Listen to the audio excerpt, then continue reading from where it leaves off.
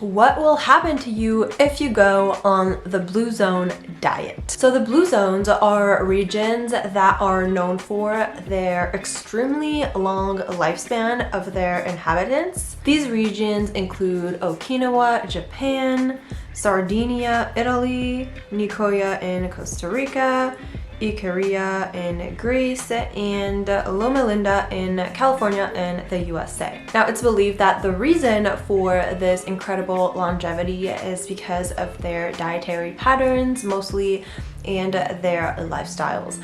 And this is super interesting because there's actually studies that show that the way that you eat and your lifestyle and your environment, all of that, actually account for way more in terms of health and like sickness risk and diseases and wellness and all of that than your genetics. There was like the Danish twin study that showed that it was like 80% environment and like 20% genes. So, and there's like many other studies that show similar results. So I feel like this is super important because we tend to think that we are kind of like doomed with our genetics and there's nothing we can do about it. But actually, there's so much you can do about it. There's this thing called epigenetics, which is absolutely fascinating to me, and I'm not going to go into it in this video, but it's just about how your environment can modulate your genes. And this is what the Blue Zone diet can do for you. So now let's talk about the Blue Zone dietary practices. So first thing, the diet is very, very high in plants. 95 to 100% of the diet is made up of fruit and veggies and whole grains, beans, and leafy greens are also really emphasized. Their meat consumption is also very limited. It's not something they have on a daily basis. They will have it sometimes for like a celebratory purpose or as a little side dish or something, but it's very rare. And fish consumption is also pretty moderate. They can have fish weekly, but it's usually going to be in very small quantities as well. In terms of dairy, cow milk is not popular when it comes to the Blue Zone diet. When dairy is consumed, it's usually in the form of sheep's milk or goat's milk that is usually like fermented. So into yogurt, into cheese. Eggs are also eaten in moderation a couple times a week and as like a side dish. It's not like a main food that they have every day like for breakfast or something like it's the case in many other places. Legumes in general, like beans, lentils, all of that, they are consumed daily. They are like a very central point to the Blue Zone diet. Beans are super healthy. They are extremely high in fiber and in protein and in a lot of other vitamins and minerals. And when it comes to bread, it is consumed. It's not banned at all, but it is usually in the form of like whole grain, whole wheat bread, or sourdough bread, which has more like complex carbohydrates and fiber. And they also consume a lot of nuts. And from a general standpoint, there is a big emphasis on whole foods, meaning that they would rather eat things like fruit and veggies, beans, grains, things like that we just talked about, rather than processed foods like pre-made meals or like boxed foods, things that have been processed to a degree where they aren't as healthy as the whole version of the food. In terms of beverages, they do not have like sugary drinks like juices or sodas. They have water a lot and then tea and coffee, and they also drink red wine in moderation but pretty regularly. And it's actually interesting because people who do engage in like red wine consumption a few times a week in like very moderate amounts have like better health and like longer life expectancies than people who don't drink it at all. Maybe it's linked to the antioxidants, but I think it's also linked to the fact that usually they drink socially and that makes them enjoy their meal more, enjoy the company of other people, and that is just better for longevity in general. And finally, they also follow the 80% rule, which means that they only eat until they are 80% full, not until complete fullness, because that helps with like preventing overeating and then being overweight, which are not factors that help you live longer. So now let's talk about the lifestyle in Blue Zones. The world's most long-lived populations do not go to gyms or force themselves to run every morning or lift weights or do anything like that. they would actually rather incorporate natural movement. They live in environments that are going to nudge them in the right direction, like nudge them into getting exercise. They're gonna do their own gardening, for instance, and like fix up their houses and fix up places around them. And they are gonna walk everywhere they can. Basically, they're going to stay active as much as possible without necessarily doing like workout routines, but it's just about having like an active lifestyle in general. Having a very clear sense of purpose is also extremely important to these people. Knowing that you're waking up every morning and that there's something like driving you to do so, driving you to live out your day and then your life, and knowing that it has like a goal, this really contributes to better mental health and increased life expectancy. Managing stress is also very important in the blue zones, and I think there's like a misconception that they live like stress-free lives. No, of course not. Of course they have their own stress to deal with, but they just choose to manage it in a way that is different from us. They know that stress can have a very negative impact on their health and longevity in general, so they are really good at coming up with techniques to manage it and to help reduce it. For some regions, it's going to be like praying or like remembering ancestors. For others, it's going to be like taking naps and like fully resting and doing things that recharge them. And for others, it's going to be enjoying like social moments and social hours with friends.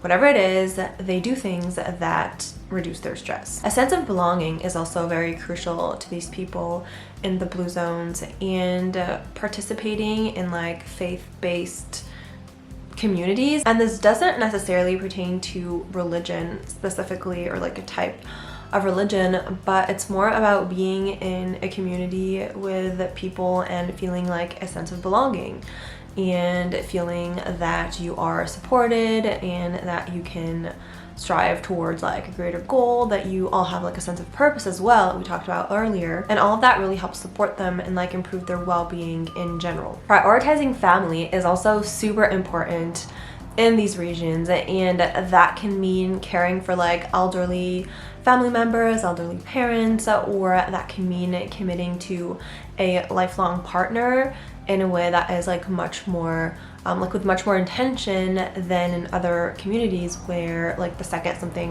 becomes hard, they just like kind of switch partners.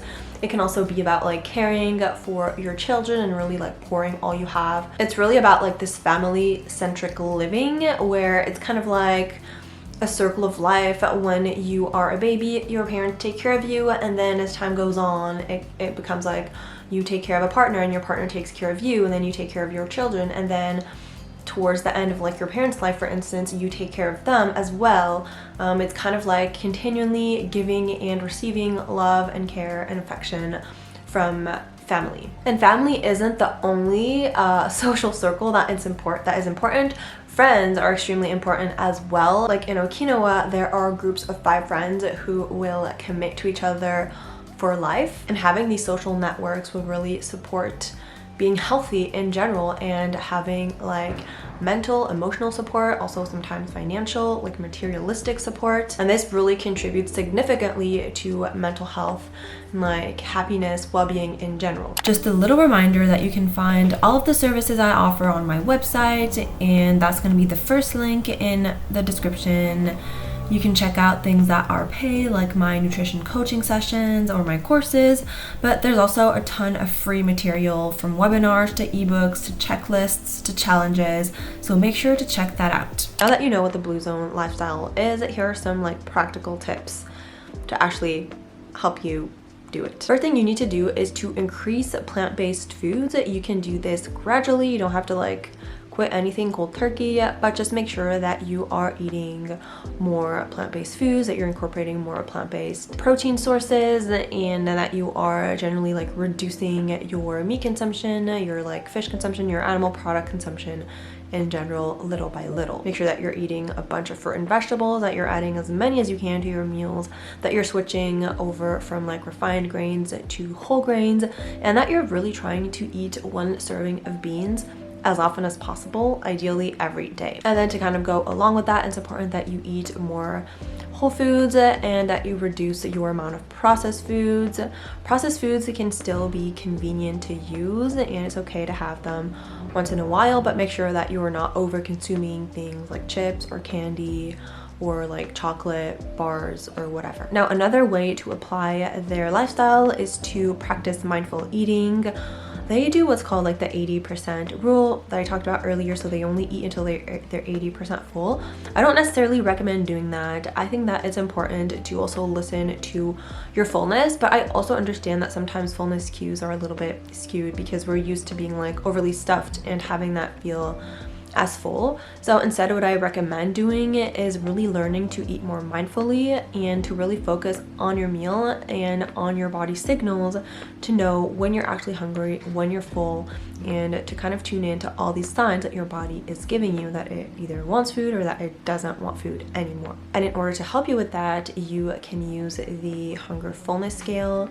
I'm gonna put it right here, and I also have a video that explains how to use it, so don't hesitate to check that out. Practice social dining as well. Make sure that you are eating long meals with your family, with your friends, and that you are all enjoying the food as a group. Make it like an entire event, like an entire social event, instead of like a rushed activity that you're just doing, standing up, shoveling food down your throat in your kitchen in between meetings or something. You can also try to focus more on getting more natural movement in instead of hyper-focusing on the gym and on doing other forms of exercise that are very intentional. You can actually be more intentional about natural movement. So make sure that you try to walk to more places. Make sure that you take the stairs instead of the elevator. Engage in certain activities that are going to make you move your body. It's also important to reflect on your sense of purpose and try to find something that really motivates you to get out of bed and to do things, something that you really enjoy, something that you're good at, something that helps others, anything that can really make you more fulfilled and again feel like you're waking up with something to do, and that will really help make you feel good. You can also try to find a sense of belonging, trying to find a community that you connect with, or try to like volunteer somewhere or join like a certain group with people who have similar beliefs as you. Anything like that can also reinforce your sense of belonging and of purpose that we previously talked about. Working on stress management is also key. Of course, ideally you would try to remove stressors from your everyday life. That would be the goal, but that can sometimes be very difficult. So I really encourage you to work on finding techniques that help you reduce your stress. Things like yoga or meditation or calling your friend, spending time in nature, journaling, reading, listening to music, spending time with your dog. If you also learn to appreciate these small moments and learn to live more in like the present moment, you'll also be able to at least like forget about your stressful environment for a little bit. Prioritizing family is also an important thing to do. Like I said earlier, you can have more family meals. You can also actively try to spend more time with your family, do more activities together, plan more things to do. Make sure that you're calling them regularly and that you're just maintaining these bonds. And then maintaining healthy social circles in general, so not just with family, also with friends, making sure that you have strong connections, people that you can count on and they can count on you. Make sure that you support them, that they support you. Feel like you don't have these type of people, then trying to join groups or clubs or putting yourself in situations where you are more likely to meet them can be a good idea. So now, what will actually happen to you if you start going on the Blue Zone diet? First of all, in terms of weight management, chances are you are going to settle to your set point weight much easier, so that can look like losing weight for a lot of people.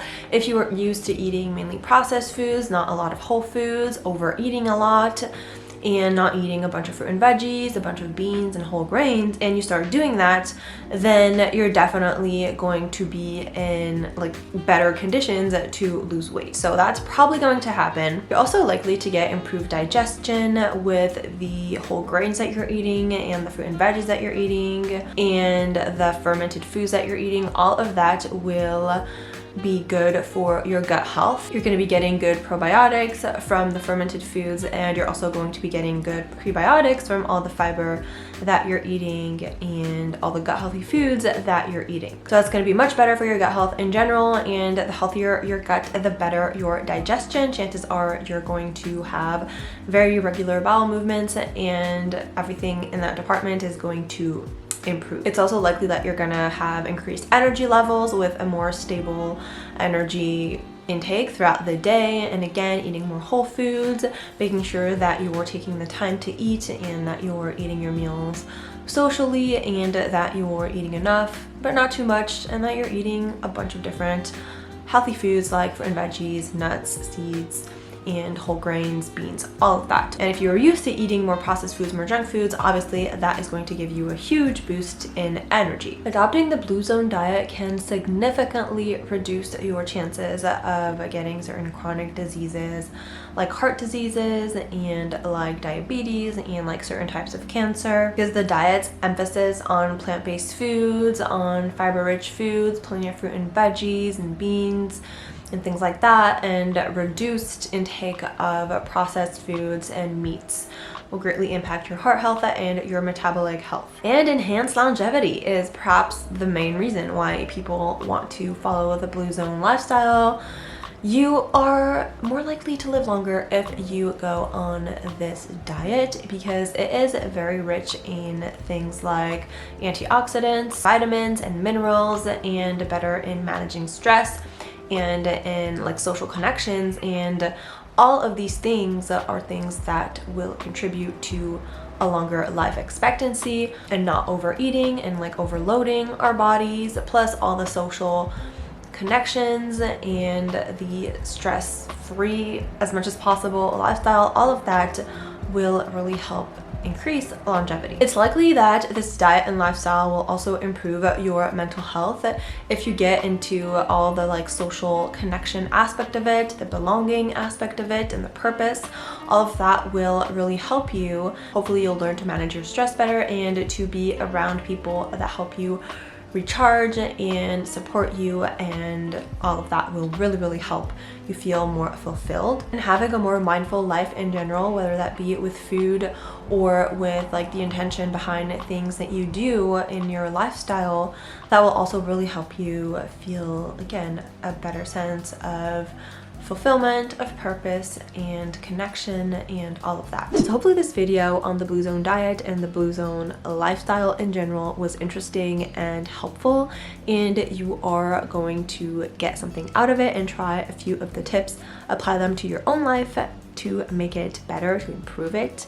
And if you enjoyed this video, don't forget to like it, subscribe, and see you on my next one. Bye.